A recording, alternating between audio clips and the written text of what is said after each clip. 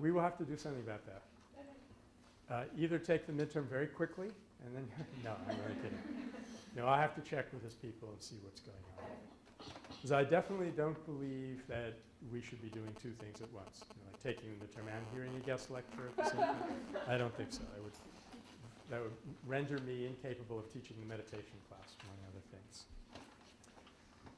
All right, so let me start off by just recapping a little bit what we did last time. The point I was trying to get across, I thought of a better way of expressing it to you, and that is the historical content of the course, Gandhi's career, King's career, is going to be done systematically, structurally. That's how the course is organized. We just go chronologically through the two main phases of Gandhi's career and then the much shorter career of Martin Luther King. And then we look at what we can do for the future. But as I said, this is a close second and not quite the main thing that will give us, I think, the greatest benefit. And that is going to come out more organically. And that is a repertoire of the basic concepts underlying the science of nonviolence. The criteria that will enable us to analyze a nonviolent situation and so forth.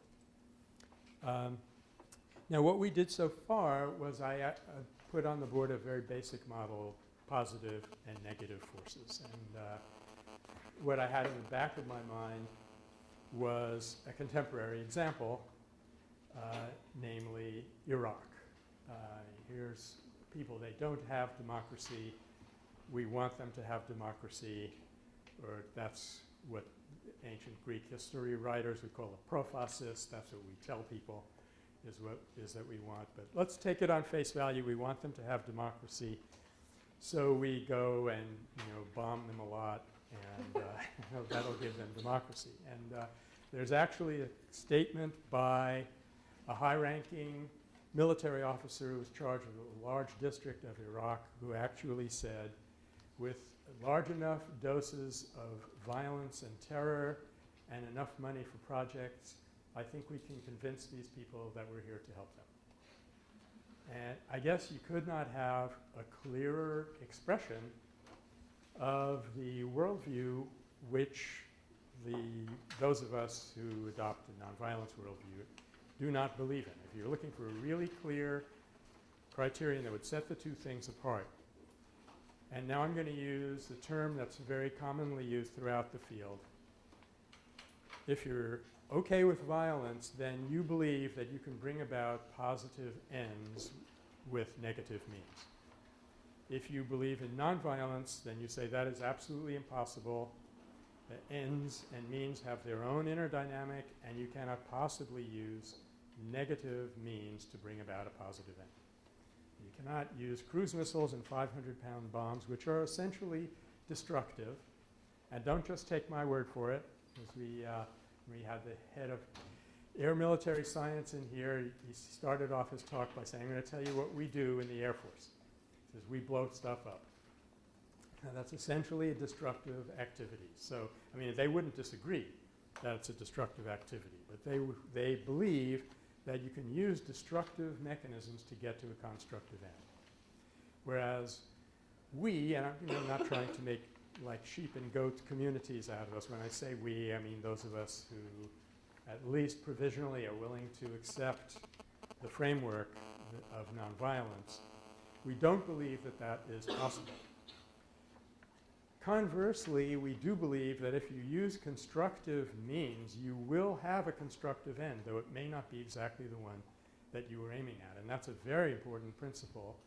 I won't give a name to it right now, but we'll get to that later on. So this is a pretty good example of how I'd like us to work. Let's take things that people say, things that people do, and put them through this frame of nonviolent criteria. And I think if this frame is valid, then we already have an explanation why we did not reach mission accomplished in Iraq when we said we did. In fact, I saw a bumper sticker a few weeks after that famous statement by the president. The bumper sticker was, "Quagmire accomplished." So if you believe in the violence paradigm, it's very puzzling why that didn't work. We had plenty of violence. How come it didn't bring about what we wanted it to achieve? But if you're coming from our paradigm, and this makes us look pretty good, we have a perfect explanation for why that didn't work, and it was totally predictable, and nobody who understood the logic of this would ever have imagined that you could bomb people into democracy in any country. So that was that very simple but so far pretty effective model that positive energy brings about positive results, negative energy brings about negative results. Again, I apologize for the simplicity of this. It's just quite inappropriate for an upper division course at Berkeley, but we'll get into it more deeply. And I'm starting to qualify what I mean by positive and negative, and that is constructive versus destructive, and we'll be saying a lot more about that. And then we began, within the nonviolence world, we began to talk about differences between strategic and principled nonviolence. And I'm going to get back to that in a second. And I shared another model with you and started to apply it to one episode, and that is the model that Kenneth Boulding calls the three faces of power. We have threat power, exchange power, and integrative power. And I said, I think I said, anyway, I'm about to say, that threat power is basically violence, though there is room for ultimatums in nonviolence. You can say, if you do not, for example, start withdrawing from Iraq, you are going to have to face civil disobedience from us. That, let's call that, I hope I'm not just playing a game with words here, but let's call that an ultimatum rather than a threat. So the real threat is you depose the head of your state or we will bomb you. In other words, you threaten people with really harmful force.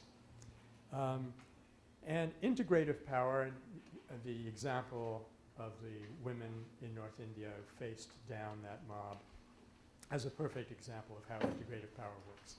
You are authentic, you hold on to truth, and it has a salutary effect even on people who are threatening you very seriously. And exchange power, I would say, is somewhere in between. Exchange power by itself is neutral, but if you have a negative reason for using it, you can do a lot of damage with exchange power. Any of you have read Jenkins' book, Confessions of an Economic Hitman? You know that this is something that better organized, wealthy countries have been doing to not so well organized or differently organized, not so wealthy countries down the ages. You can use exchange as a way of exploiting people, and then you drift into the violence camp.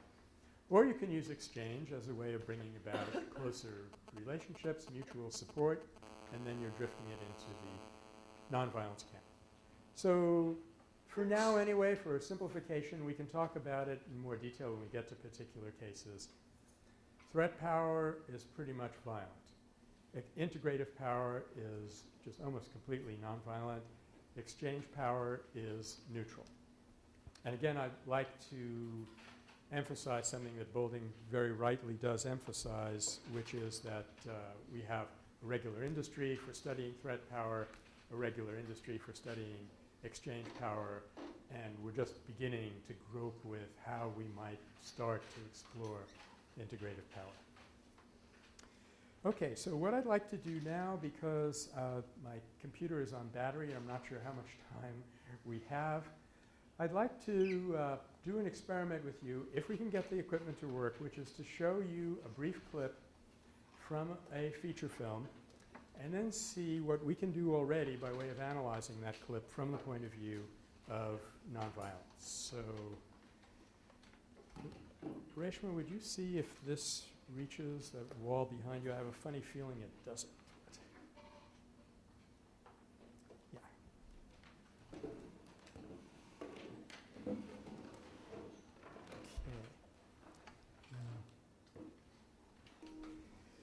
So let me get back to what I was saying about the divide between strategic and principled nonviolence, not because I enjoy conflict in itself, but because it serves to point up what some of the basic characteristics of principled nonviolence are. And incidentally, we've been having discussions about this throughout the nonviolence community, and I'm really looking forward to getting us all together on the same page pretty soon. But in the early days, when people really didn't know how to approach nonviolence or build a model to understand it, but they did see that something was going on and it could be very effective, they were looking for a sort of negative rather than a positive. This is the biggest. I'm trying to choose my language carefully here because I don't want to make fights with people, but this was probably the wrong foot to start off on. It's to look for a negative. And they came up with a negative assumption about power. They're trying to explain how come people could stand up and throw off an oppressive regime when that regime had all the material resources, it had access to all the media, and it had all of the uniformed repression at its command, the police, the military, the paramilitaries, whatever they were. People could still stand up and throw this off. How did that work? And the definition that they came up with was that it worked by the withdrawal of consent. And then they found, sure enough, some theorists from the 18th century, especially one from France, his name was Etienne de la Boétie, who said that the strongest power in the world, talking about governmental power, requires the consent of the governed. And the minute the governed stand up and say, no, I won't do this, they have no power over you. And if you saw the Gandhi film, as many of you did, the Attenborough film, someone says that the government will kill him, and Gandhi says, then they will have my body, but not my obedience. So there really is quite a limit to what any other outside authority or structure can do to you once you turn around and say, go ahead, do your worst, I don't care. It's even been proposed during the Cold War that the rationale for building the atomic bomb was flawed. The rationale at that time was, it has to be called a rationale, not a reason. I'll tell you why in a minute. The rationale was, if we don't get to this thing first, Hitler will have it, and then he'll be able to hold us hostage. Well, it turned out that wasn't the real reason that people were building the atomic bomb, because the day that Germany collapsed, one atomic scientist on that whole project, maybe about 120 top-notch people, said, phew, it's over. We don't have to build this anymore, right? So let's have a meeting. Let's decide what we're going to do with our money. Let's head down to Mexico, have some fun, buy a latte. And guess what? Nobody moved. Nobody blinked an eye. Everybody went right back to their desks and kept on working. So it wasn't true that the real reason for building the atomic bomb was to stop Hitler. However, that's not my main point right now. My main point right now is that eventually some Quaker theorist came along and said, okay, well, let's assume that he had a few of those things. And we said to him, go ahead, use them. And so let's say he took out New York, which would, don't get me wrong, I'm from New York. I did not like this idea at all. There's certain neighborhoods in New York which I think would benefit. But by and large, yeah, this would be a blow. But let's say that he did that to a couple of cities and we coped with it as best we could. And we simply defied him and said, you come over here, you're going to have to fight us from every barn door, and this will be the shot heard round the world, or is it the herd shot round the world?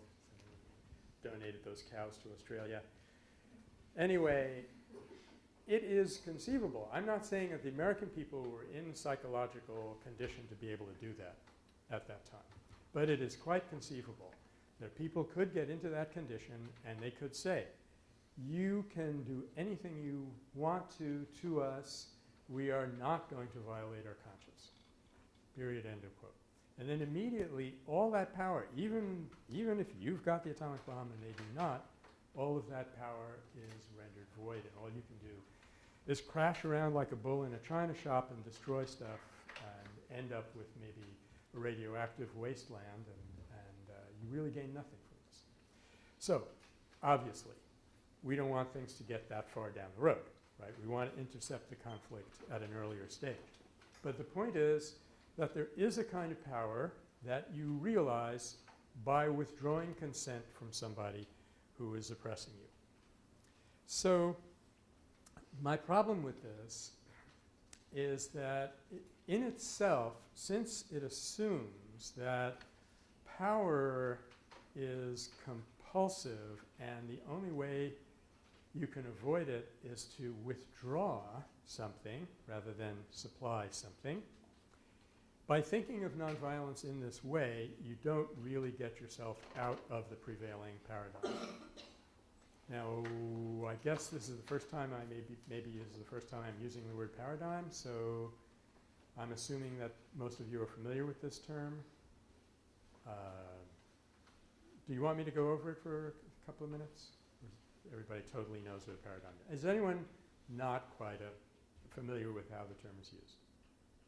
Okay. You know, it's probably worth a few minutes of review because actually a lot of people misuse it. That is, they don't use it the way I like.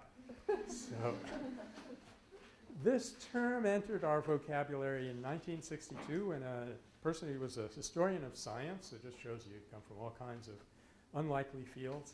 Name was Thomas Kuhn, and I think he was working at Harvard of all the unlikely places. And he wrote a book called The Structure of Scientific Revolutions, in which he challenged the idea that science operates by accumulating facts and refining theories in accordance with those facts. And he showed while this is going on, there's another process that's much deeper and much more powerful, and that is that a given community, let's say the community of physical scientists in the world at large at a given time, they have a model in their mind of what the universe is, how it works, what the forces are, and so forth. And if a fact comes in that doesn't match that model, and just a few of those facts come in, this is called an anomaly. They say, well, there must be something wrong with the facts. Like in the late 60s, these two fellows working in Bell Laboratories in southern New Jersey set up an antenna on the roof of their lab, and they heard background radiation coming from everywhere in the universe at 0.7 degrees Kelvin. And they said, oh my gosh, it's the Big Bang. So they went around checking to make sure there wasn't the Big Bang. They were saying maybe it's some bird guano that got on the antenna. So they crawled up there and cleaned off the antenna, and it was still the same radiation coming from everywhere. So they treated it as an anomaly at first, though they wanted to look and see if it was an anomaly, but it wasn't an anomaly. It was an actual fact that the Big Bang is still going on. Sometimes I imagine at 3 o'clock in the morning, if you're very, very quiet, I'm not sure what 7.7 degrees Kelvin sounds like, but you could hear it. So in course of time, though, whatever model the community has unconsciously agreed upon to be their working model of the universe, none of those working models has really ever worked indefinitely. And you reach a point where there are so many of these anomalies that you realize that they are not anomalies but counter instances. They are telling you that the model itself is wrong. And that's very uncomfortable. Most people do not want to go there, so you enter the pleasant land of denial. And you stay there until somebody comes along and comes up with a model that explains the old facts and the new facts. Now that process is called first paradigm breakdown when the old model doesn't work anymore, and then paradigm shift when you pick up a new one. And the way paradigm shift comes in is very, very interesting because it's never more than about 4 or 5% of the people in that discourse community who conceptualize the new model. And from those 4 or 5%, you can reach what's called a tipping point. That's a new concept that Kuhn didn't know about. And suddenly, everybody says, I knew that. And they move over to the new model, and the process starts all over again. So this is quite pertinent for us because I believe that we're in a condition right now of incipient paradigm shift. It's waiting to happen. old paradigm, which we're going to look at in some detail next week, which inevitably leads you into a violent posture, it is not working, and it's on that very level of your using violence that it's mainly not working. But the thing of it is, if you don't have a new paradigm, you're going to cling to the old paradigm no matter what. It's almost impossible not to have a paradigm. Sort of, I guess, like, I don't know, being on an acid trip forever or something like that, which is not a very comfortable situation. So the most effective thing that we can possibly be doing right now is giving some coherent shape to the new paradigm, which would lead to a nonviolent outcome, where the present one leads to a violent outcome. And it's at this point where I get a little bit disappointed with strategic nonviolence, because it will explain how a few of these episodes work, but it doesn't in itself produce a positive definition of power to counteract the positive but destructive definition of power that we've been operating on in the old paradigm. So there's a parallel here that you might be more familiar with, a parallel to strategic versus principled nonviolence that you might be more familiar with in the area of peace theory, and that's the good old concept of negative peace. You know, two states which are not actively at war with one another are experiencing what we in the nonviolence world like to call negative peace. It's peace defined as the absence of war. And this is not exactly a very inspiring state. I mean, there's peace right now of this kind between, let's say, United States and Uganda, because we're not having a fighting war right now. Or you could even say between the U.S. and Iran at this point, where there's all this saber rattling, but there's not outright, hot war going on. And this can get, pretty absurd. A number of years ago, there was a peace group that was giving Absurdity of the Year award to various organizations, and they gave their award to the U.S. Navy for its definition of peace. The U.S. Navy's definition of peace at that time was perpetual pre-hostility. So, okay, you can have perpetual pre-hostility, but I'm not going to work my head off trying to make a major out of it for UC Berkeley, because I don't think it's very inspiring, it's not worth it, it doesn't get us out of this mess.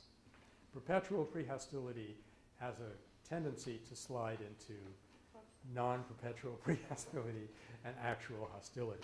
We want to get to what's called stable peace. That, again, is a term coined by Kenneth Boulding. Wrote a book in 1972 with that title, Stable Peace. Excellent book.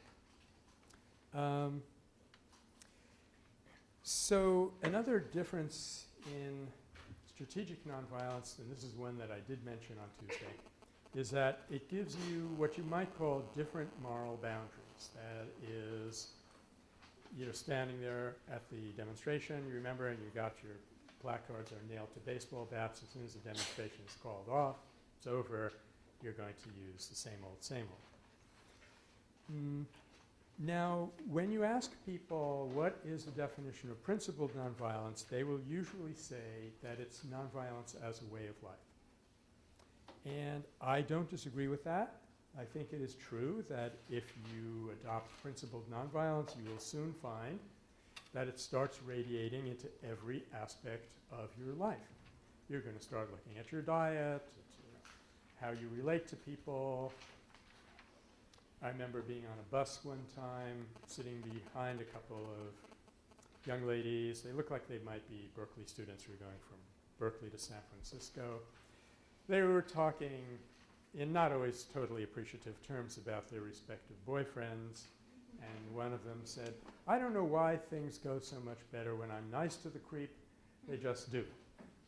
So I said, I can use that. Immediately wrote it down and used it in my next book. So be careful, you say, if I'm in the next seat. But see, this is a person who is discovering an application of nonviolence in one-on-one relationships, but because she didn't have a paradigm that would tell her how it worked, she said, I don't know how this works, but I'm just discovering experientially that it works. It was for her an anomaly at that point. Because I was tempted to jump out of my seat and say, that was a counter instance. Let me explain. No, I have learned a little bit. Not even in the Bay Area do I do that. Okay. Now, another thing about strategic versus principled nonviolence, which differentiates them, and I do hope to get off this topic pretty quickly, is that in strategic nonviolence you pretty much are just looking at behavior, whereas for us, again, me and 3 or 4 other people who are in this principled nonviolent posture, behavior is important to be sure, but it's the last thing that's important. You first want to look at mental states, then you want to look at training, then you want to look at organizational patterns, and then that ends up being behavior. So we get a lot of joy and comfort from the opening line of the Dhammapada, which in, I think, Theravada Buddhism is one of their main texts. Not very good on Buddhist sects, not very good on Christian ones either. But the first line of the Dhammapada is literally translated. It says, mind is the forerunner of all states. So if you try to explain everything in terms of behavior that is the visible outcome of these mental states, you're perpetually at a loss to explain why it doesn't work. And then in the infamous words of Ted Ruthke, who's a historian, used to teach at Santa Cruz, who lives in Berkeley now. He said people try nonviolence for a week, and when it doesn't, quote, work, unquote, they go back to violence, which hasn't worked for centuries. And we just see this cycle repeating endlessly because you don't have a way of explaining to yourself what you mean by getting nonviolence to work. Okay, so for them it's pretty much only behavior. For us, behavior comes last, although it's important. Now, I've used the term moral boundaries, but I want to make it clear that the moral vocabulary doesn't seem to work very well anymore, and it's not a set of terms that I normally use to try to explain how nonviolence works. I'm going to come at this strictly from a scientific perspective. I'll give you an example of what I mean when I say moral terminology doesn't work that well anymore. There was a survey, I think it was Red Book magazine carried out this survey, and they asked 70,000 of their readers to list the 15 most important sins. This has been an exciting edition. In descending order of importance. And war was, I think, 15 out of a list of 17. It was a very, very unimportant sin. For most people responding, wearing lipstick to church on Sunday was much more serious than waging war. Now, okay, if you had stopped somebody on the street and said, hey, come on, let's be real here. What hurts people more? Wearing lipstick to church on Sunday or dropping a cruise missile on the house? They would say, I guess I'd have to admit that a cruise missile is a little more harmful than misapplied lipstick. But if you approach them and say, let's think in terms of moral categories, they come up with this absurd ranking. So I'm not going to use that term very much after this. I'm going to try and use a completely scientific approach. A couple of things I've noticed that make it difficult for people to get into understanding how nonviolence works, seeing an episode, learning from it, is for some funny reason, and I guess it's not so funny, I guess it just has to do with the paradigm that we've got. When you present people with a case where nonviolence worked, for some reason their mind immediately jumps to a situation in which it would not have worked. I probably see from your nods that some of you have experienced this already. So what do you do with such people? I mean, you're not going to grab them by the collar and shake them and say, take Nagler's course. You need some nonviolent way of approaching them. No one is saying, no one in our camp is saying that nonviolence always works perfectly, and none of us is saying that if you use a little nonviolence, it will solve everything. What we're pleading for is symmetry. I'm using a somewhat technical term from the social sciences. People are very asymmetrical in the criteria that they apply to violence and the criteria that they apply to nonviolence. Okay, let's just go back to Iraq for an example, and we have a situation we've reduced a substantial country to utter chaos. We've killed probably looks like more than 100,000 non-combatants, or as Ananya Roy said, you know, who's counting? Because we don't even count them.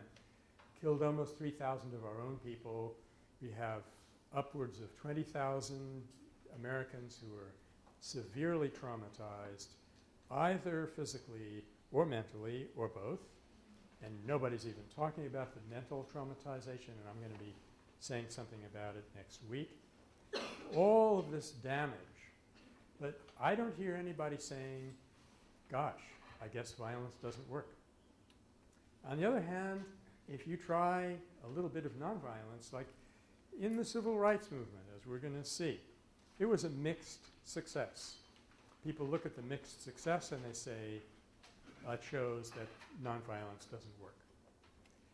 Well, all I'm saying is this is not scientific. You know, this is bad science. If you're going to generalize from one case, you should do it in a parallel way in both instances. If you don't say that violence doesn't work in cases when it doesn't work, if you don't generalize, you shouldn't generalize from nonviolence either. And you shouldn't look to all the results and expect them all to be positive, right? As you can imagine, this is a kind of question that I get all the time, all over the country, talking about this stuff. I don't get this question in Europe very much because they've hardly thought about nonviolence over there for the most part. But here people feel more challenged by it, and they very typically say, but look at India today, it's such a mess, this is a direct result of Gandhi. Well, we need to be a little bit more sophisticated than that, and as we step through that history, we'll take a look at the differences. So I want to do now a couple of other things. I want to, for our first example, talk about the etymology of a word, because it will, again, help us to understand how it is that we look at nonviolence at a much deeper than behavioral level. And then I want to talk about a nonviolent episode, since we didn't get to see one, and start an analysis of it. The word for nonviolence in Sanskrit was ahimsa.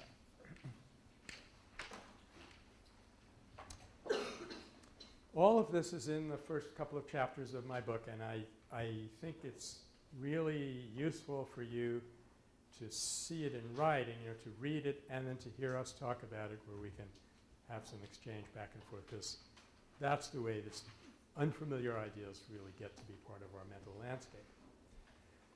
So, the question before us, why is Nagler so excited about this word? Partly it's a simple enough word. Is what we call privative. It negates the rest of the word. So it's like acephalic in biology means some poor critter running around without a head. Acausal, something that has no cause, and so forth. Sanskrit had the same prefix.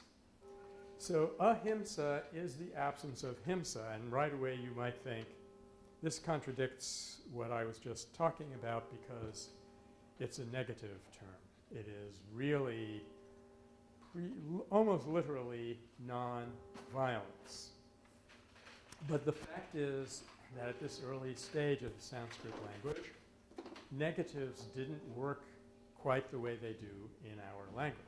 There were some concepts which were regarded to be primordial, fundamental to the nature of reality, but elusive. They're sort of beyond the veil of Maya, if you will, and they're things which are very difficult to describe directly.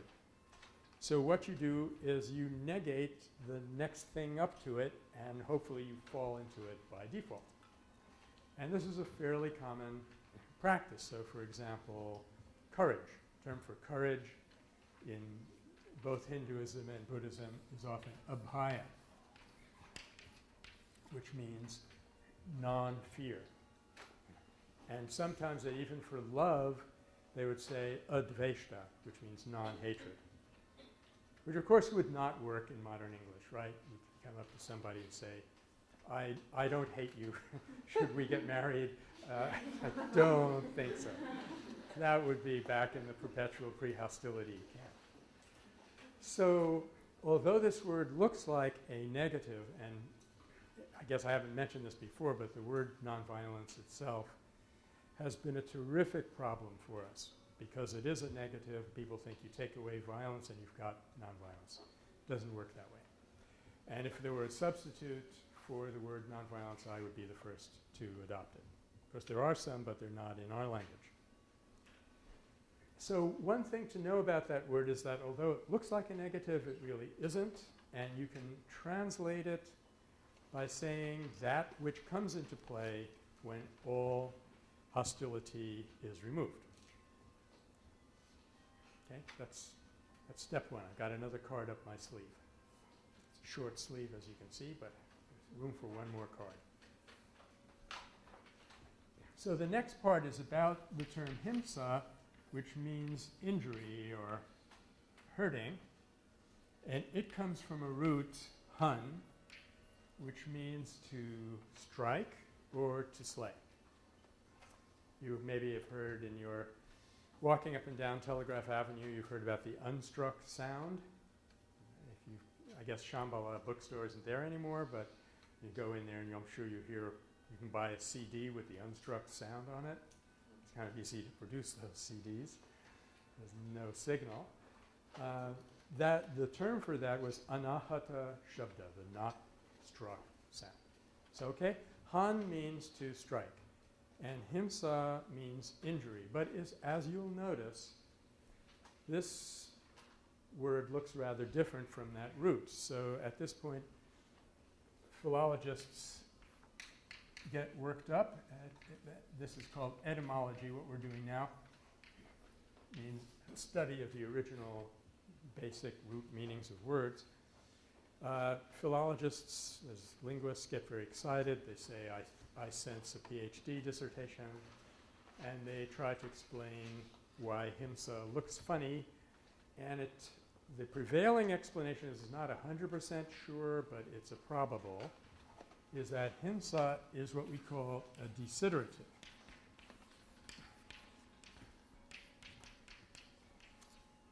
Look at how much we're learning already, and it's almost relevant.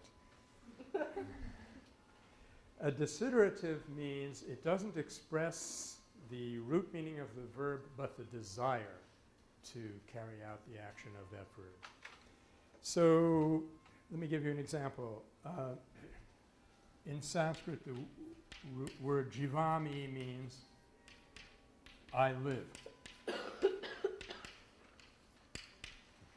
But there's also a form jivishami, which means I want to live.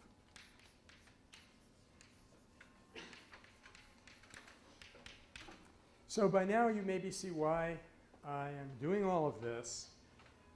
It's because it looks as though this very, very ancient word actually did not mean injury or violence. It meant the predisposition towards injury or violence. In other words, the desire to harm someone. So we can go back to ahimsa and say that there is a positive power which is released when a person has been enabled to convert all desire to harm. I guess a mouthful, but unfortunately, to render this into English adequately, we really have to do that. For example, Martin Luther King, who, as far as I know, did not know this about this word, in explaining what happened to anger felt by people in the civil rights movement, he said, "We did not repress anger, and we did not express it as such. Rather, we released it under controlled conditions for maximum effect. That's a perfect psychological description of what nonviolence is. There is anger, namely the desire to harm. You get yourself into a state where that desire is channeled into something else, into a positive form of energy for which there isn't a very good word, and that's the nonviolent process.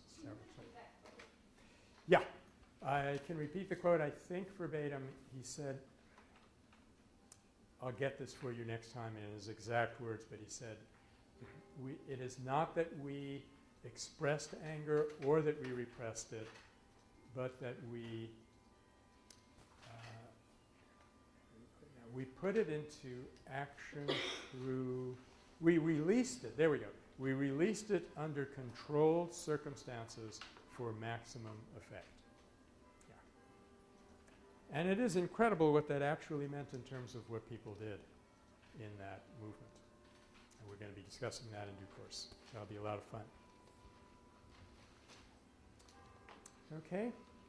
So we're going to do this etymological thing again with the word satyagraha and with a few other words, but I think if I can, I'll leave that until we get to the coining of the word satyagraha in 1908.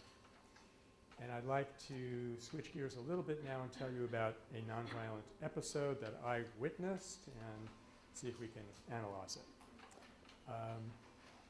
Unless you have any questions about this before I go further.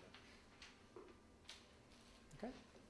You get 0.005 credits in Southeast Asian 10 for taking this course. You're going to know about 6 Sanskrit words by the time we get out of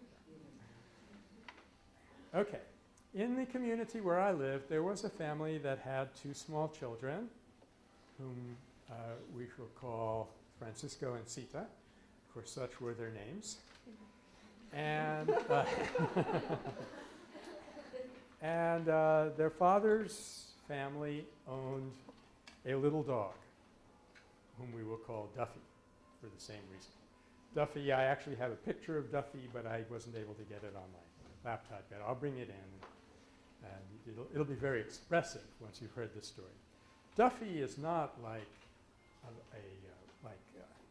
a pit bull. It doesn't stand 4 feet at the shoulder. You know, he's a little sort of a terrier kind of dog, but yay big, brown and white. And the parents who owned this dog were going away for a week. They asked the family who lives in my community, would they look after Duffy for a week? So, of course, I said, yes, you know, the children like Duffy. Duffy likes the children. And they took care of Duffy for a week. They're building up this very dramatic conclusion here. We have till 12:30, right? We may need various nonviolent mechanisms here to keep going. And one day, the children were walking across the meadow, followed by Duffy, and I'm looking at them from about 100 yards away, and I said, there is going to be a lot of trouble when Duffy's owners come back, because those kids are so bonded with that dog, and the dog is so bonded with those kids, that they're going to have a hard time prying them apart. But, you know, no one's asking me. I'm not saying anything. Sure enough, in due course, the parents came home, and they collected Duffy, and that lasted exactly 2 days. They called up, and they said, could you possibly take Duffy? And the family said, why? He hasn't eaten for 2 days. Okay? So this is our first example of dog nonviolence. We're going to have we're going to have another one in a little while. In fact, maybe today, unless they come crashing through the door here before I get to it. But this is an interesting case, because this is like the first case of a hunger strike that we've seen all semester, right? And partly I'm doing this to illustrate that there are certain things about nonviolence which are deeply embedded in nature. Not even human nature. They're deeply embedded in nature. However, this does not mean, I'm not trying to make the point that animals can be nonviolent in any meaningful sense that we would be using here. Animals, in the sense that I'm using the terms, animals cannot be violent because they do not have, they're not harboring a desire to harm. They're just reacting. I had a dog once. It was a very, very fine dog. And we had a very close relationship, this dog and myself. At least I like to think so. And but one day it bit me rather seriously. And the reason was we were going over a barbed wire fence, and Muka got caught and his paw was stuck in the fence. In order to get his paw out, I had to hurt him a little. When I hurt him, he bit me. Now, I was not shocked. I cried. It was just the physical pain. See, I did not hold it against him. I didn't say, "You're biting the hand that feeds you," quite literally, Mook. What's your problem? You know, we're going to send you to dog obedience school or something like that. Now, I know that, you know, the dog has a button. You push the button, it bites you. So I'm not calling that violence. It's just, it's a destructive response. Now, for that same reason, the poor beast was not capable of nonviolence either. In fact, Muka was not capable of much sense control on any level. We had to tie him up during certain seasons of the year, and so on and so forth. So this is by way of telling you that although there are certain aspects of cooperative force and even the persuasive power of nonviolence embedded in nature, for us as human beings, it takes on a qualitatively different dimension. So don't think I'm saying that Duffy was nonviolent. Duffy was a very nice dog, and that's exactly what he was supposed to be at that stage in his evolution. He was a very nice dog.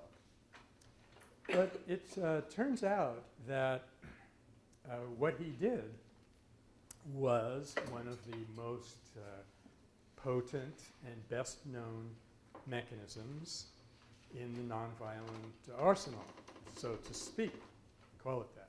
And that is the refusal to partake of food, the fast, which is different qualitatively from a hunger strike. A hunger strike is just protest, but a fast, there actually are two types. One type is really for your own self-purification, and that's not the type that we're interested in here. The second type of fast is one where you actually attempt to change another person's behavior through integrative power. And Gandhi is, as in so many other areas, he is the foremost experimenter with this stuff. And if you read around in his works, I don't think in any one place he sat down and said, here are the rules. But if you put together different things that he said in one place or another, you'll see that he came up with 5 rules for fasting, which will help us understand the power of the thing and, by extension, how nonviolence works. So I've already used a term that I want to elaborate on, and that's persuasion versus coercion. In coercion, you get somebody to do something whether they want to or not. In persuasion, you make them want to. It's still a kind of power, but as you can see, you both end up on the same page. Whereas if you coerce somebody into doing something, they're just looking for a way to get back at you. Stop doing it the minute your back is turned. We'll come across many, many examples of that, but this vocabulary is useful. And it's particularly useful here because if a fast doesn't work well, it becomes coercive. And that's why the British were always saying that he's doing a hunger strike, he's trying to coerce us. We're going to show that we cannot be coerced. And then usually they turned around and did what he wanted, but they kept on saying, we will not be coerced. So in order for a fast to really work on the deep level, to persuade another person, bring them around to your point of view, it turns out that there are 5 rules, as I say. The first is you have to be the right person for the job. Not just anybody can do this. On several occasions, Gandhi would announce that he wasn't taking food. The people would be deeply struck by this, and they would send him telegrams saying, "We will not eat either, Bapu, while you are not eating." And on many occasions, he answered these people back, and he said, "Please don't do that. This is for me to do." Particularly for Nehru on one occasion, said, "I'm also going to fast along with you," and Gandhi shot back a telegram immediately saying, "Don't do that." So we'll have to think about what exactly the criteria are for knowing that you're the right person, but for the time being, let's say that that's criteria number one, is not to be used by just anybody. Secondly, I realize it's beginning to sound like the Buddha's 8-point Eightfold Path here. Right audience. And the criterion here is simpler, and we can use a term that Gandhi used for that. You should only fast against a lover, meaning someone who was in sympathy with you on a very deep level. So, and we'll come back to this, by the way, as soon as we get into the history and we see him doing this stuff, we'll be trying to fit it into this pattern. But if you look at all the fasts that he undertook, I think it's probably about 12 of them, and maybe about 3 out of those 12 were just for him, and they were not directed at anyone. So let's say we've got about 8 or 9 of them in the course of his career. He started this, incidentally, in India, not in South Africa. So you look at all of those, he never fasted against the British because they were not on his page. They would not have responded correctly. So let me pause here to throw in an example that illustrates how badly this can backfire if you don't observe rule number 2. And incidentally, these are in no particular order. This is the order in which they happen to come to me at the moment, and I'm just hoping I can remember all 5. That's what I'm actually going through. But this second rule, fasting against the lover,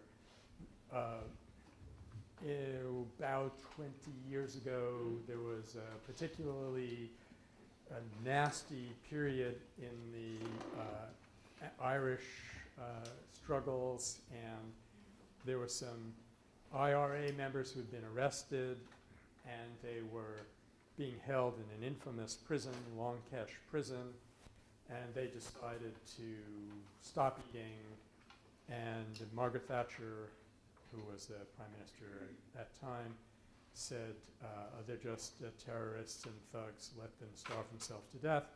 And in fact, they did. About 3 or 4 of them died. One of them was Bobby Sands, I seem to remember. And as far as we can tell, it produced no effect on the intended audience. And one of the things I'm trying to illustrate here is that nonviolence is not a feel-good operation. It's very scientific. You have to know when to do what. And they didn't know that question. So how can you predict whether the audience is going to react to? How can you predict whether the audience is going to react? I think you have to have established a rapport with them beforehand. And you just have to use your judgment and your sense of where that relationship is at.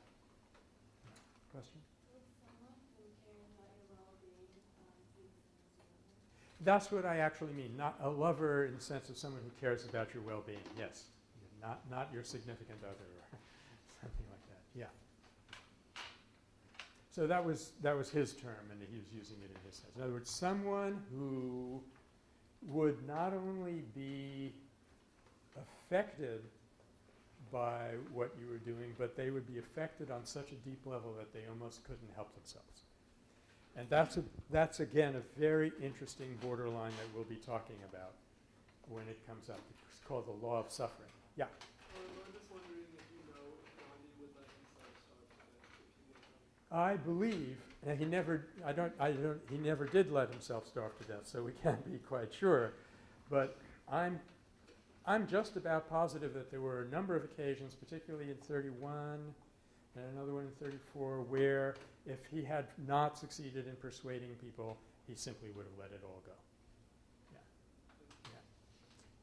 There's even a precedent for that. It's called yogic death. I'm not recommending it for anyone. Yeah. And in regard to your definition of violence and nonviolence and animal nature, I kind of got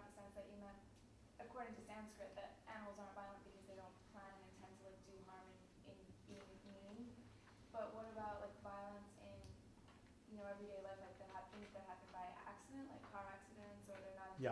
But it's like violent. Yes, for these purposes, and you remind you, I'm giving you a particular vocabulary, and it'll line up 90% with the way other people use words, but this whole field is so new that people use different words in different ways. But the way I'm using the word violence, going back to the etymology, there has to really be a downright desire to harm. Which I say, even a lion jumping on a lamb is not doing it to hurt the lamb.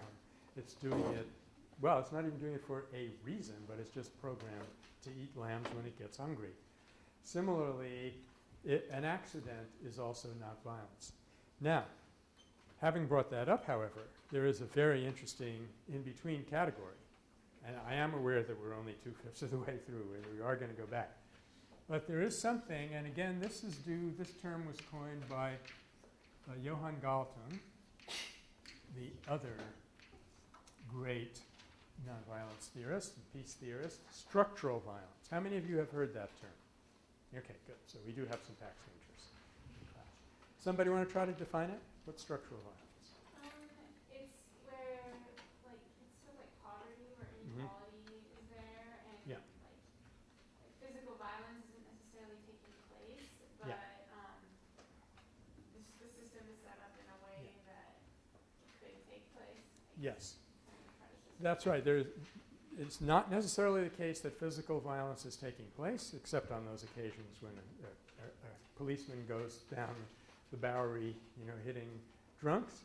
But it's violent harm is built into the system in some way so that violence could take place. And there's even a category in law called negligent, what's it called? Which was I'm thinking of criminal negligence.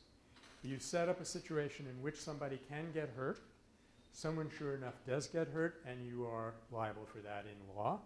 And we're considering that a form of violence in our scientific system here also. In fact, let's face it, people, most of the violence in the world today is structural violence. You live in a world where I think between 1990 and 2000, the 200 richest people in the world doubled their wealth. So they added, I think, $1 trillion to the joint wealth, and they now are more wealthy than the 200 million lowest people. Maybe it's even worse than that. It's like 2.2 billion or something like that. There's this enormous, you have to call it almost obscene inequality is an example of structural violence. Yeah, there are lots of others. So I'm glad you brought that up. Yeah. I just have a question about what you said. Okay. But when you said Gandhi would let it all go, Yeah. I mean, what I meant by saying Gandhi would let it all go is he was prepared to let the body perish. I'm quite sure because he never lied about major things. He was a terrific Boy Scout in that regard. If he said something, you tended to believe it, and he often said, if you don't do this, or if you keep on doing this, I'm not going to take food and I'm not going to live. So I'm quite sure that he really meant it. If he hadn't really meant it, it probably would not have had that effect. I know that this book, Gandhi the Man, is out of print, or they haven't gotten enough copies. By the way, is there anybody who wanted a copy of that book, wasn't able to find it? Okay, I'll get a few copies in. There's a story in that book which was picked up by Al Gore, incidentally, and we're very proud of this, in Earth in Balance.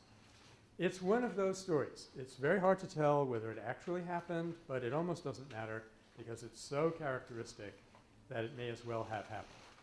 The story is that a woman came to Gandhi with her 5-year-old boy in tow, or maybe he was 10 or something. Again, remember me and numbers? Very bad. So there's the boy. That much I know. And the woman comes to Gandhi with the boy, and he was, he had office hours all the time. Anybody could come to him, and he never said to them, "You expect me to deal with such a trivial problem? Only one individual is involved." Totally not in his worldview. And the woman said to him, "Bapu, this boy is taking too much sugar. I can't control him. Please tell him to stop taking so much sugar." And and Gandhi said, okay, come back in 3 days. I'm trying to see if I can remember how to say come back in 3 days in Hindi, but I can't, so we'll go on from there. So, you know, the lady walks away with her boy, comes back 3 days later, presents the child, and Gandhi says, stop taking so much sugar. The boy says, ha, Bapu. I know how to say yes. Yes, situation is solved. Mother is very grateful. But she does say, with all due respect, Maharaj, why didn't you say that 3 days ago? And does anybody know? Yeah. Because he hadn't stopped eating. Yeah, he said 3 days ago I was still eating sugar.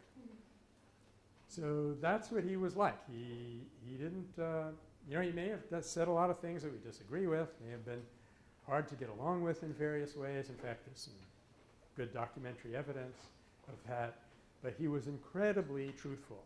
And if he said, if you don't stop, I'm going to die, I take that at face value. Okay. Incidentally, this is a typical example of how we're going to proceed. You know, we'll take an episode, we'll hit into a general principle that's embedded in that episode. We'll stop and take it apart. If you have questions, we'll go in different directions. With those questions, guess what? We have 3 minutes to do the next 3 rules. Why don't we just do this? I'll just put them on the board and we'll discuss them a little more next time. So the third rule is it has to be a doable demand. Has to be reasonable. The fourth is that it has to be a last resort. You've tried every other means of communicating. And finally, it has to be consistent with the rest of your campaign. And ideally, consistent with the rest of your life. So, what I propose we do by way of a bit of an exercise over the weekend is we rate Duffy. Ask ourselves, how many of these rules did he get right? And then we will go on from there, start talking about science and history and how we can bring that on board. Thanks very much. Have a good weekend.